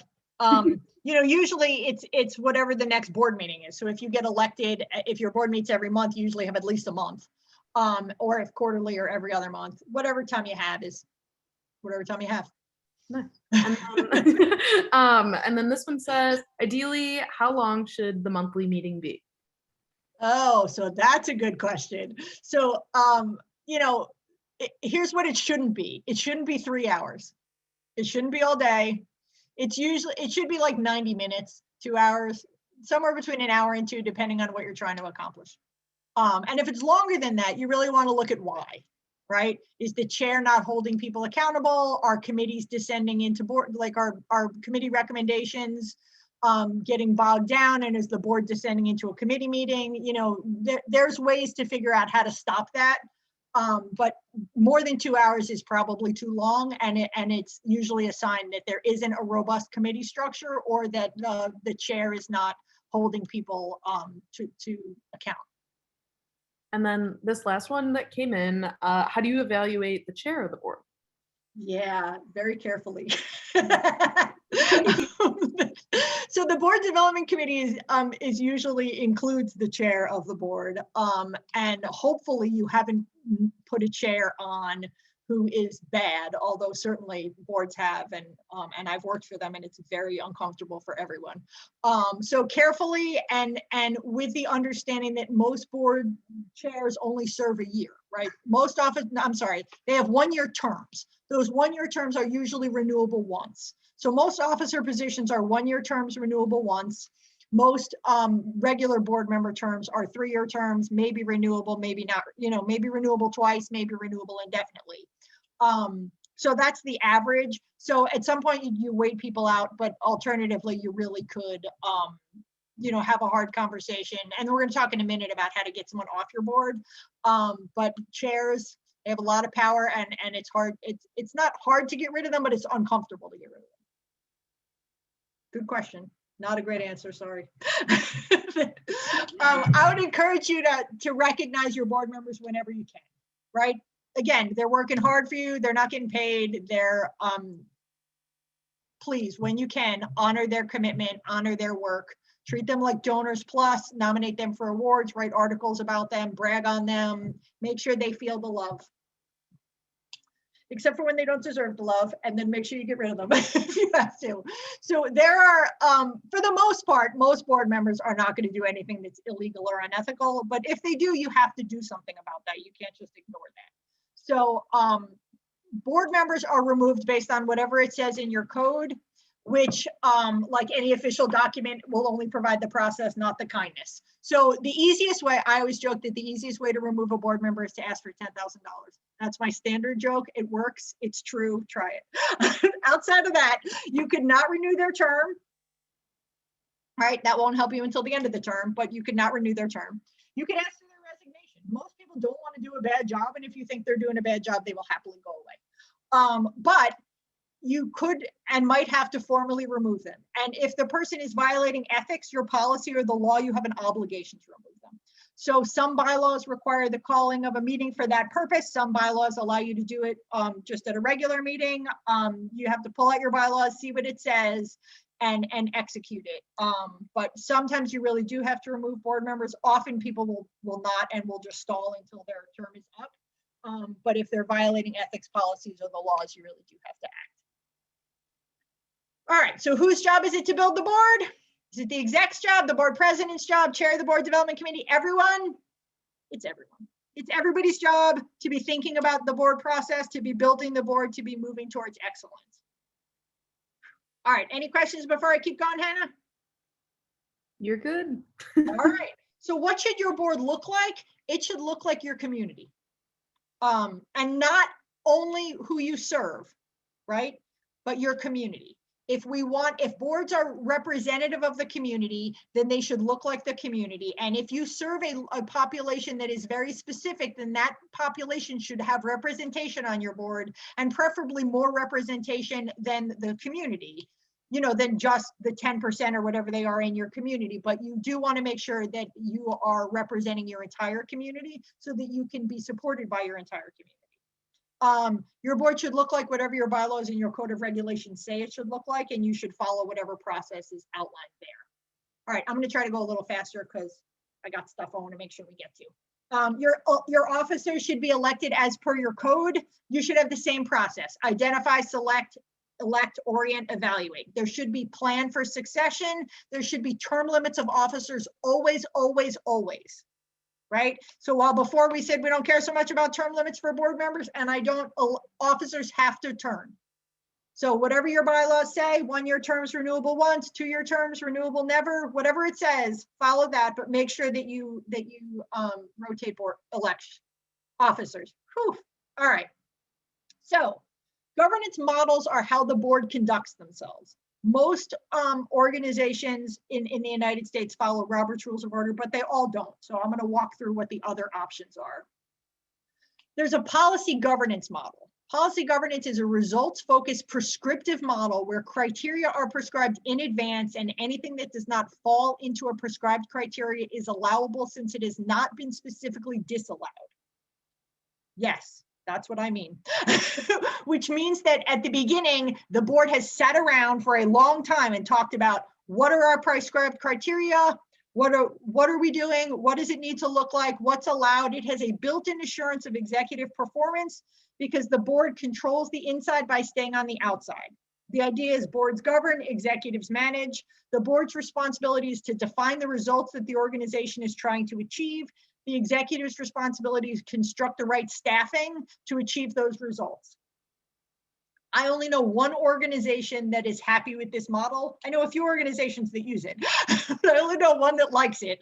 And that's the Community Shelter Board in Columbus. This model is challenging for execs because it's hard to get a vote, right? So think about every time that you need a board vote for something, this is a difficult process to get a vote. So that's challenging for execs. It seems like it's really great on paper because the boards govern and executive manage and everybody knows what their job is, but it's harder in practice. So I haven't seen this done really well, even as I think the idea of it is intriguing. Most organizations that think they follow this actually follow Robert's Rules of Order at the end of the day. And again, we'll talk about that in a minute. Annie, you look like you have a question. Do you have a question? Yes, there was one that came in that just goes along with the governance model. So what if the bylaws don't designate the governance model? Actually, you'd be shocked, but they usually don't. So I guess it means all bets are off and you can pick a new governance model without having to revise your bylaws. It doesn't really matter as long as you're following a governance model. I would say by default, you're probably following Robert's Rules of Order because it's what most people use. But let me tell you about the Quaker model before we get to Robert's Rules of Order. So the Quaker model is a consensus model. It's a collaborative model. Everyone has a voice and is expected to participate. It's also called the consensus model. And the intent is that you are building towards consensus. So not necessarily that everyone agrees, right? But that everyone can live with whatever the final decision is. So the aim at the end of the day is that all views are included. Each person is encouraged to participate. Democratic process where all voices are heard and all sides are presented. You have to be able to live with the final decision. If you can't, you can block consensus. And what that really means is, yes, one person, you might have spent the entire day putting everything on the table talk. So remember when I said 90 minutes to 2 hours, that does not apply here, right? It takes a long time to get to consensus. And that's okay if that's the model you've all agreed to. But you could spend the day talking through and putting all the things on the table. But if you just cannot abide, right? Like the consensus in the room is X and you just cannot abide, then you can block consensus and it dies. So it's a fascinating model. It takes a lot more time. You have to have a lot more patience. It is the model that a lot of feminist organizations use and most peace organizations use. All right, Robert's Rules of Order, finally. What most nonprofits use. It's a majority rules governance system. It's parliamentary, whoever has the most wins. Community, the boards represent the community as owners and are responsible to the community. And while we're talking about this, let me say, no one actually owns a nonprofit. And certainly executive directors don't own a nonprofit. The person who owns the nonprofit is the community, which does not mean nonprofits are public entities because they're not. But it does mean that the boards represent the community as owners. Boards interpret and reflect community need. Policy determines who speaks for an organization. One more plug, the time with a reporter in your face is not the day to determine who speaks for the organization. Do it in advance, you'll thank me later. Ex officio is a voting member who is solely a member because of their position. Proxy voting is disallowed under Robert's Rules of Order. It's also against Ohio law. So if Susie and Bobby both go to the board meeting and Susie's supposed to go, but she calls Bobby on the way and says, I can't come, you can have my vote. Then Bobby gets 2 votes. That's what proxy voting is, against Ohio law, disallowed under Robert's Rules of Order. All right. So the bylaws or a code of regulations is really a framework for how an organization is, how a meeting is conducted, really, how an organization is governed. Right? So how often do you meet? How many board members can you have? What are the terms and the term limits of office? What constitutes a quorum? It's usually half or half plus 1. What are the officer terms? Can you serve in 2 positions simultaneously? I'm consistently amazed at how many bylaws say that you can, but you really shouldn't. It's bad practice. How and under what terms are new members added and are officers elected? How are board members removed? What are the committees and their charts of work? Do committee members have to be board members? This is super important because of what I'm about to say next. The best way to build a bench for a board is committees that don't have to be board members. You always want the chair to be a board member, right? Otherwise your committees run down the street and you have no idea what they're doing. But outside of the committee chairs being board members, if you are allowed to have non-board members on your committees, it is a great way to engage people. It's a great way to build the bench for the board. It's a great way to engage donors. Totally do it. Committee chairs and who are appointed and by whom, they're usually the president annually, but sometimes there are other things. And then there should be a dissolution and an indemnification process. All right, Hannah, I've been talking a lot. Any questions? There's this one. So this person said it was suggested for us to remove Robert's rules from our bylaws to give us more latitude. Should we keep this in or does it matter? I don't know why it would give you more latitude.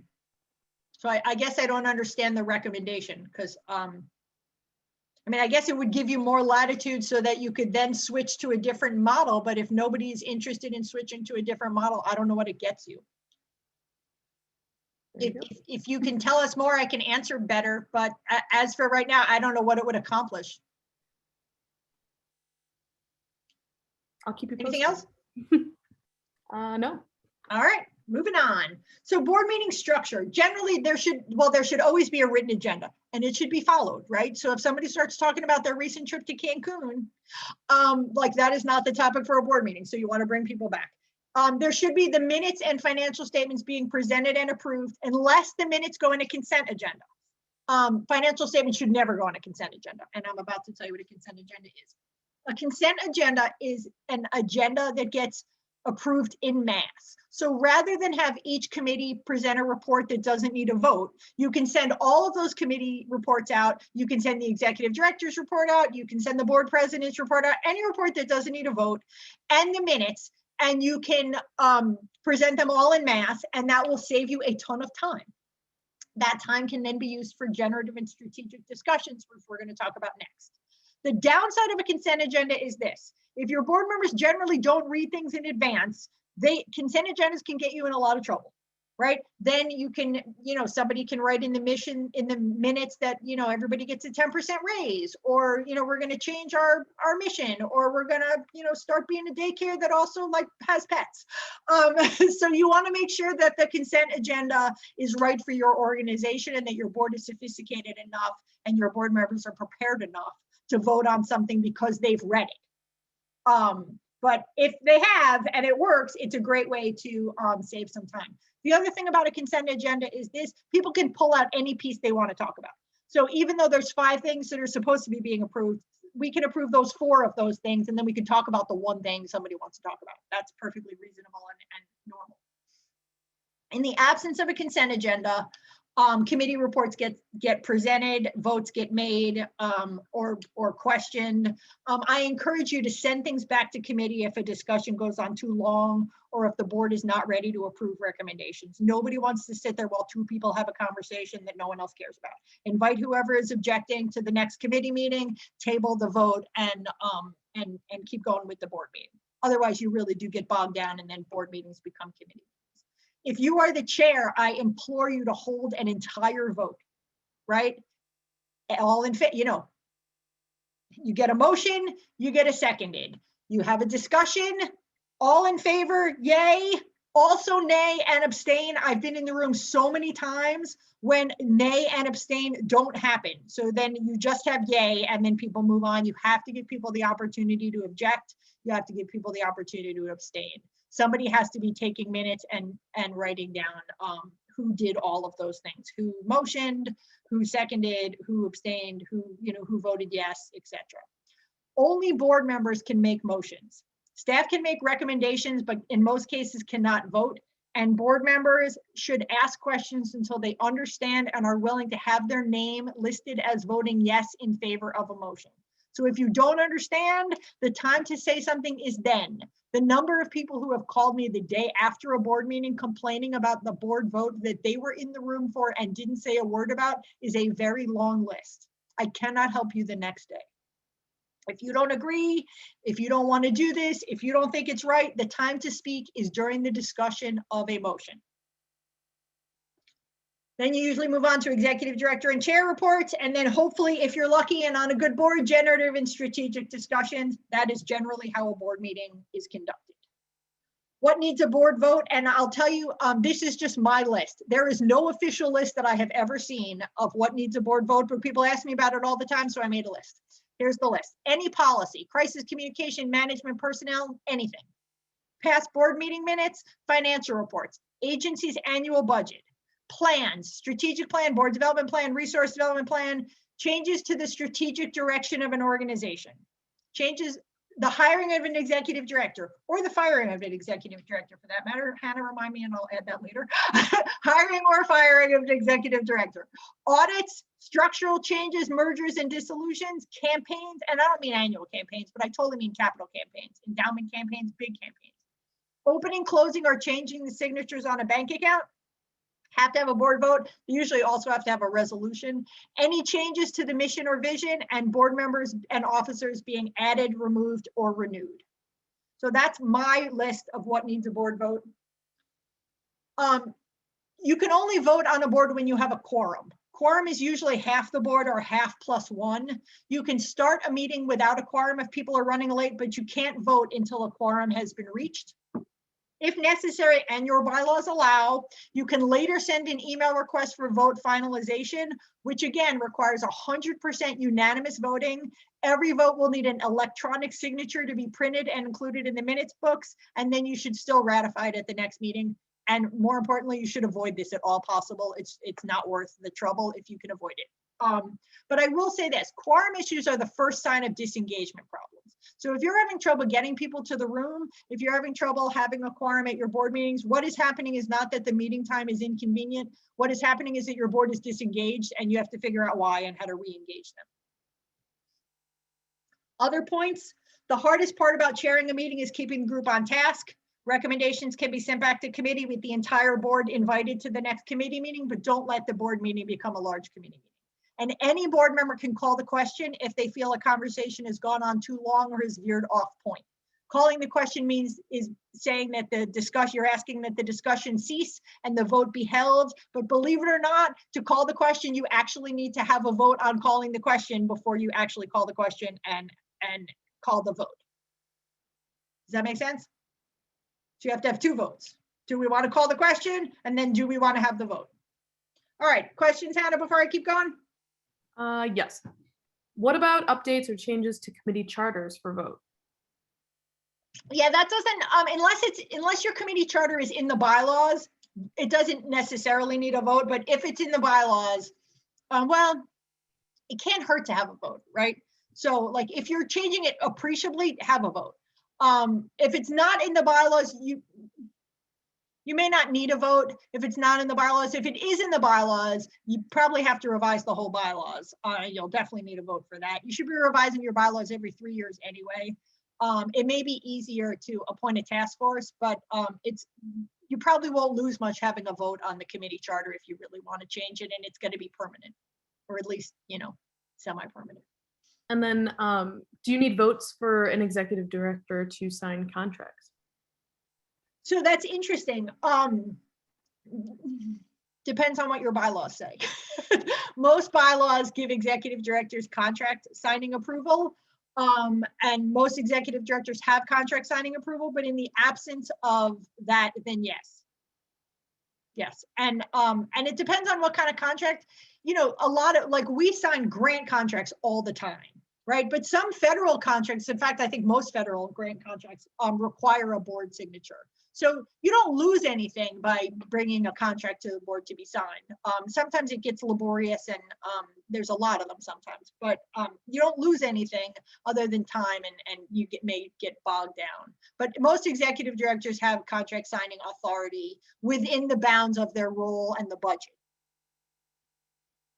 And then the person that asked the question about Robert's rules provided a little bit more context. I can do my best to summarize. All right.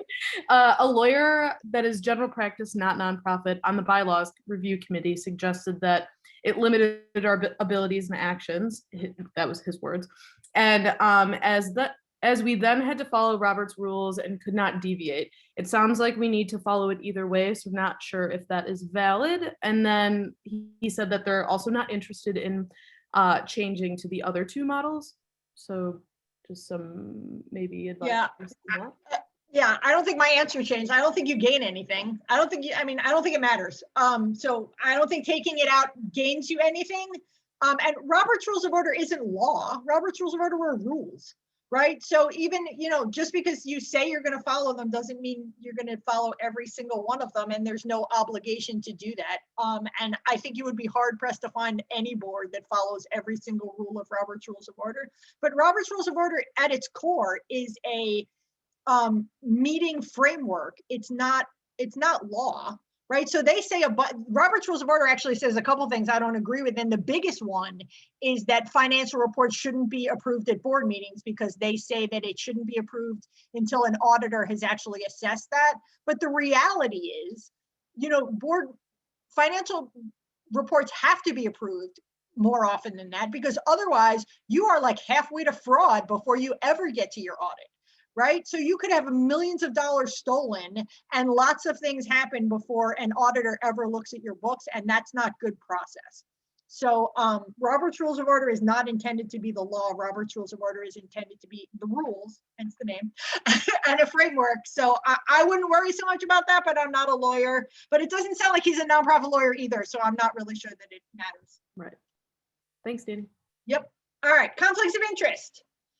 Conflict of interest can be present whenever you are responsible for a decision that you or your family or your business can personally benefit from. Again, every agency has to have a policy. In fact, part of the 990 says, do you have a policy?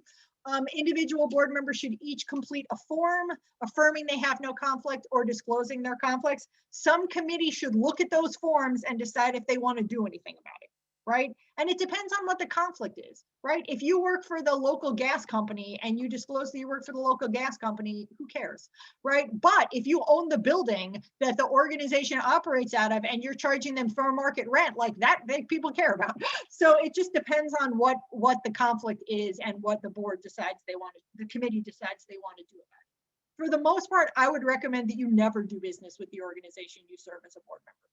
If you must, ensure there is a paper trail and that there was a bidding process that was appropriately completed. But if at all possible, don't do it. Volunteer your services, volunteer your business if you can to do whatever work the organization needs, if you can afford that and that's possible. But I would avoid like the plague, having a conflict of interest and doing business with the organization we serve.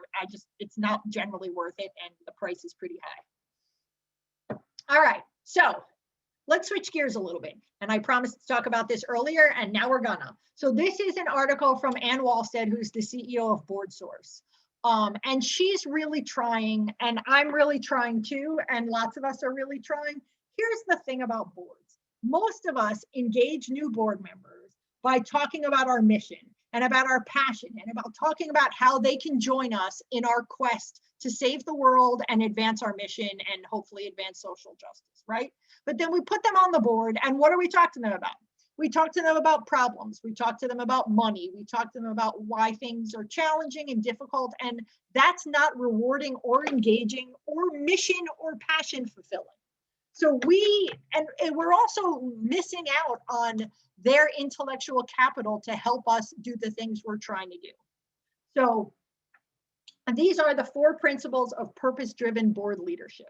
So the first thing, I actually can't see that, Hannah. So Hannah, can you see it? Read to me what the first thing says, because something's over it, like the heading. Oh yeah, the relationship between role composition and decision making.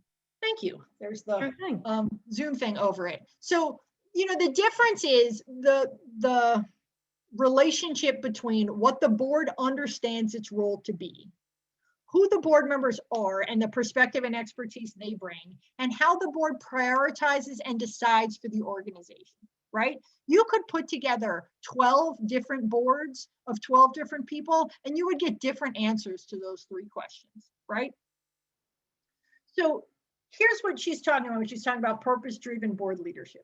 We need to have a more explicit conversation about what a board's most essential work is and how board composition has to shift to support that work.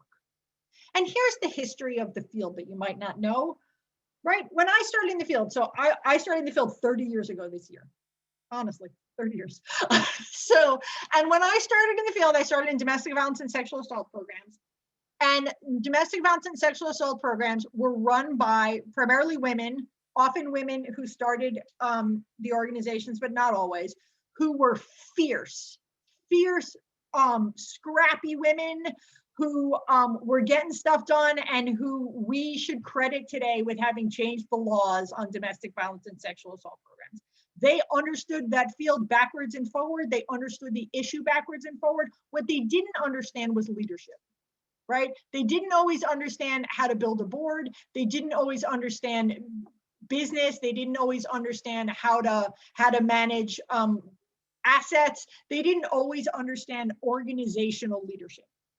Right? So now today, right, what do I run? I run a nonprofit master's program that teaches and develops social justice leaders, right? We are introducing, not just us, right? We are introducing and building the capacity of our nonprofit leaders so they can do all the things they need to do as leaders to advance social justice, advance their mission, and change our communities, right? So if we now have leaders who do all those things, we now have boards who need to do different things, right? Because when I came in 30 years ago, the boards did all the other stuff. The boards did the leadership, the boards did the business stuff, the boards did the fundraising, the boards did lots of things that now executive leaders do. So if we are now doing what the boards used to do, what are the boards doing? So we need to be engaging board members to be doing the things the organization needs that they feel passionate about and have skill sets and capacity to do, so that we can use everyone's intellectual capacity and intellectual capital to move forward our missions. So we need a new orientation to board leadership. And Ann Walstead is arguing that purpose-driven board leadership is the answer. The next slides we're going to talk about are generative governance, which are very similar to purpose-driven board leadership. So in hers is a mindset characterized by 4 principles, mutually reinforcing and independent, that defines the way the board sees itself and its work. Purpose before organization. The board is responsible for prioritizing the organization's purpose versus the organization itself, right? So one of the things I always talk about is the difference between social justice and charity, right? Social justice is addressing the systemic issues that allowed us to need these organizations, right? And charity is addressing the issue in front of us, right? So none of us are not going to feed the hungry kid so that we can march down to Washington and get the laws changed to make sure that no kid goes hungry. But we need to be clear on what our goals are, and are they social justice or are they charity? So they are saying prioritize the organization's purpose, which is to advance justice, versus the organization itself, which is to continue to exist. Hopefully that's clear, but if not, ask a question about it. We need to have respect for the ecosystem, acknowledging that the organization's actions can positively or negatively impact our surrounding ecosystem, and we have to make a commitment to be a respectable, responsible ecosystem player. We have to have an equity mindset. We have to be committed to advancing equitable outcomes and interrogating and avoiding the ways in which organization strategies and work may reinforce systemic inequities, right? We know that nonprofit leaders have a history of allowing nonprofit staff to make little money, not have great benefits, and work 1 million hours a week. And we have to stop doing that, because it's a disservice to our staff. At the same time that we're trying to advance justice, we can't be doing it on the backs of our staff. So we have to be really intentional about not reinforcing systemic inequities. That was just the first one I thought about. There's 100 other ways agencies can do this. We have to authorize voice and power and recognize that our organizational power and voice must be authorized by the people that are impacted by our work. One of the things I say all the time in my class is, don't do for me without me, right? We can't do things for people that the people don't want. We have to know what people want and figure out how to help them get what they need. So we have to we only have the authority that was authorized by those that are impacted by our work. Real quick, would you be able to clarify the ecosystem issue? It's funny, my students ask the same question. So ecosystem, clearly they're going to need a better word. Ecosystem is the system in which you work, right? So so let me think about an example. You know, we can't take up all the air in the room as the big nonprofit in town, right? We can't we have to, so when I ran, here's a good example. When I ran the Women's Center at Case, I was the first director of the Women's Center at Case. So I'm a Case, right? Big school, big reputation, not a big budget. And part of my job was to raise money to have a bigger budget. But so the Women's Foundation, there used to be a Women's Foundation in Cleveland, and they really supported a lot of small and small grassroots feminist organizations. And I never went after Women's Foundation money because I came from Case and I could get other money and I could get in other doors, and I knew how to be a fundraiser, and I knew how to do the things that needed to be done to raise money for the Women's Foundation. But for the Women's Center. And even though I didn't have these words at the time, right, that was me being a respectful and responsible ecosystem player, because I was leaving money at the Women's Foundation for women's organizations that didn't have other avenues to raise money, right? So part of operating in a system with other groups is to make sure that you're not sucking up all the air in the room just because you can. Hopefully that helps. If not, ask the question a different way and I'll try to come up with a different answer. Please. Thank All you. right, so let's switch to governance as leadership, which, as I said, is pretty close to, but not exactly the purpose-driven leadership. So this is from a book, by the way. It is my very favorite board book. It's called Governance as Leadership. Go figure. So their premise is that there are 3 different modes of governance. And the biggest one is where most people operate, fiduciary. The board is faithful to its mission, accountable for performance, and compliant with relevant laws and regulations. It exercises the legal responsibility of oversight and stewardship. Fiduciary is the price of good governance. It's the only way in. So you can't do the other 2 until you do that. So even though the idea is that these 3 modes operate simultaneously, fiduciary is the way in. It's the price of admission. Strategic is the board is responsible for strategic thinking and sets the organization's priorities and course and deploys resources accordingly. Generative is the board's work entails efforts to make sense of circumstances, to discover patterns and discern problems, to make meaning of what's happening. So it is a completely different way to look at things. So let's walk through what that actually means.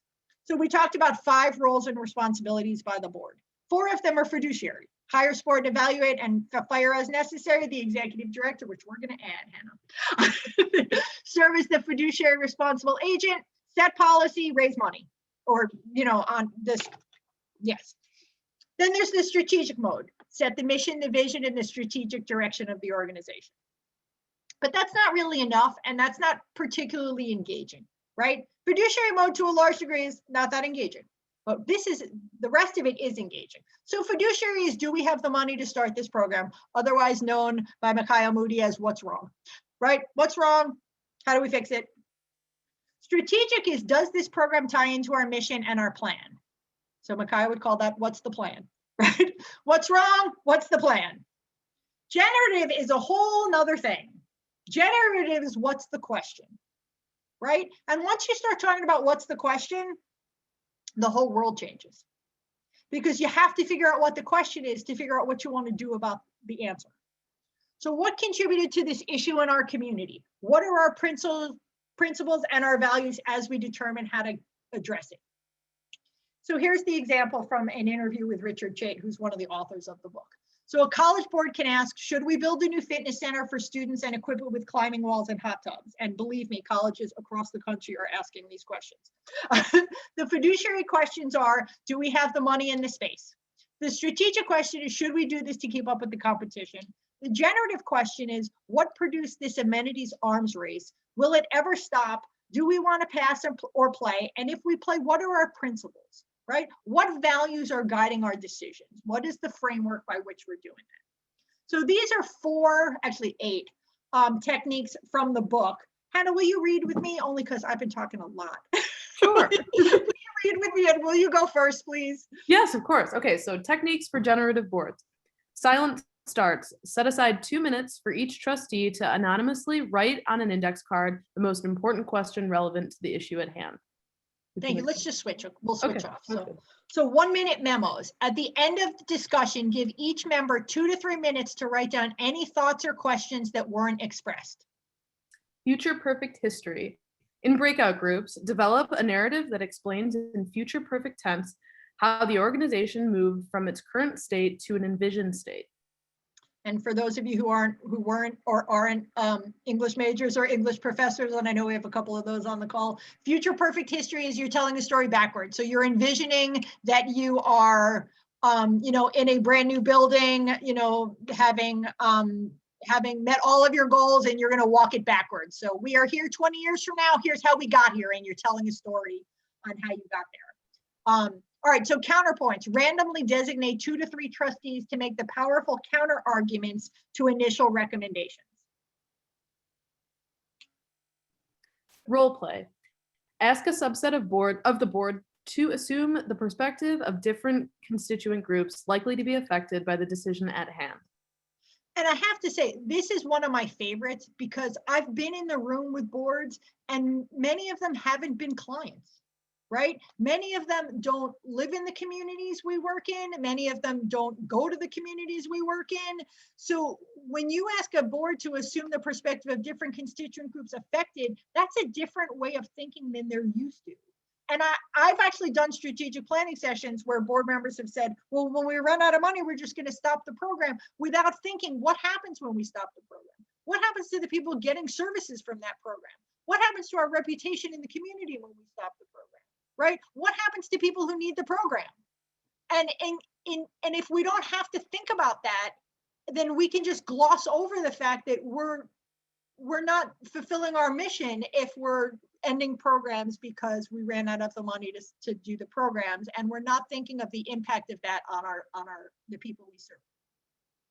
Breakout groups. Small groups counter groupthink and ask, do we have the right questions? What values are at stake? How else might this issue be framed?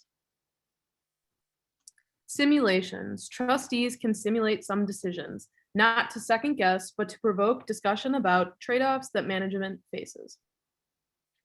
Surveys. The board can administer a survey anonymously prior to the discussion of a major issue. For instance, what should be atop the board's agendas next year? What are we overlooking at the peril of our organization? And I gotta tell you, that's one of my very favorite questions. What are we overlooking at the peril of our organization? Because all too often, we're not seeing the big picture and we're only seeing the small thing that's in front of us. And sometimes that's to our detriment. All right, so I'm almost done. But before I let you go, I'd love you to take a few minutes to write down 3 things you can do to move your board from where it is to where you'd like it to be. And then we'll come back and I have a couple more small things.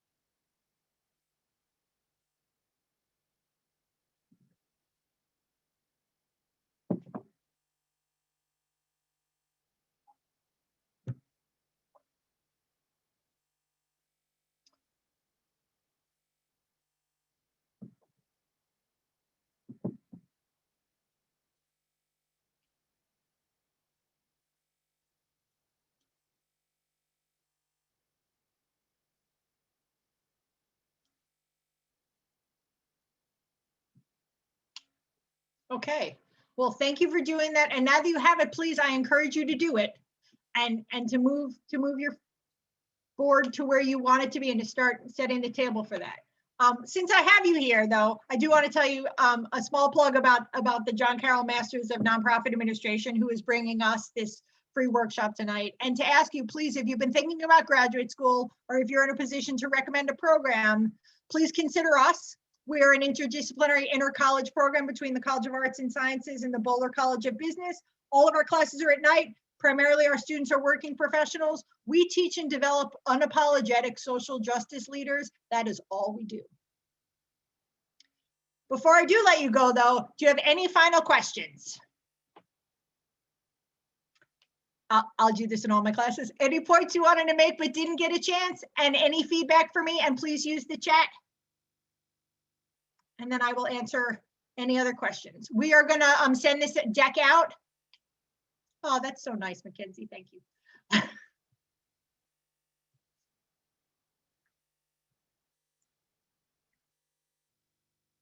I am not gonna turn, well, don't, thanks, Phil. I don't have any plans on taking it into a podcast, but I do have a blog post, Mackenzie. So if you email me, I'll send it to you. I'm getting messages that say awesome workshop. Yay! Yay, thanks, Dean. Good to see you.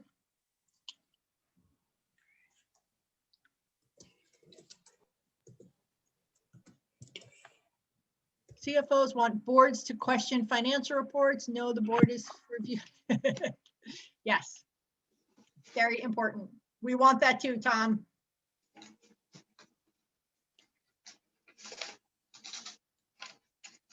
All right, many of you have, I know many of you, and you've heard me say this before, but we really want to be a resource to the community. If you have questions or something we can help with, please reach out. I'm happy to take a call if you don't know what to do, or if you just want to talk through something. That will be a standing offer. So please let us know how we can support you, and thank you for your leadership and your work on behalf of our communities. Thank you. Thank you. All right, with that, I will say goodnight. Nice to see everyone. Thank you. Thank you. My pleasure. You are going to send this out, or do we have to request it? No, ma'am, we're going to send it out. Thank you. Thank you We're so going to send much. it out. Yes, you are very welcome, and I'm happy that you enjoyed it. Thank you.